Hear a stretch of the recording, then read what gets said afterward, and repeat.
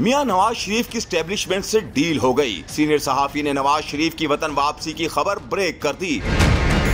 एक निजी टीवी के प्रोग्राम में गुफ्तगू करते हुए सीनियर सहाफी एजाज सैयद का कहना था कि मियां नवाज शरीफ जल्द वतन वापस आने वाले हैं। नवाज शरीफ 16 सितंबर के बाद पाकिस्तान आ जाएंगे, क्योंकि 16 सितंबर के बाद आला अदलिया में भी काफी तब्दीलियां आ जाएंगी। मियां नवाज शरीफ ये उम्मीद लगाए बैठे हैं कि नई आने वाली आला अदलिया उनको कोई रिलीफ देगी, लेकिन हकीकत में नवाज शरीफ एक डील के तहत वापस आ रहे हैं। नवाज शरीफ साहब ने पाकिस्तान वापस आने का जो फैसला किया है, या जब भी वो आएंगे वो 16 सितंबर के बाद आएंगे। अभी जो इब्तिदाई तारीख दी जा रही है वो 22 सितंबर दी जा रही है। 16 सितंबर क्यों? 16 सितंबर के बाद इसलिए आएंगे कि आपको पता है हमारी आला अदलिया में तब्दीलियां आ जाएंगी। वो एक्सपेक्ट ये कर रहे हैं कि जो नई अदलिया आएगी वो उनको रिलीफ देगी। सीनियर सहाफी एजाज सैयद ने खबर देते हुए कहा कि नवाज शरीफ जब नवंबर 2019 में लंदन इलाज के लिए गए थे और तबीयत ठीक होने के बाद नवाज शरीफ सियासी सरगर्मियों में मसरूफ हो गए, तो उस वक्त नून लीग के कुछ रहनुमाओं ने नवाज शरीफ को मशवरा दिया कि वो फौरी तौर पर पाकिस्तान आ जाएं और उनकी बात अदलिया सुनने पर मजबूर हो जाएगी, लिहाजा पाकिस्तान आकर गिरफ्तारी दें।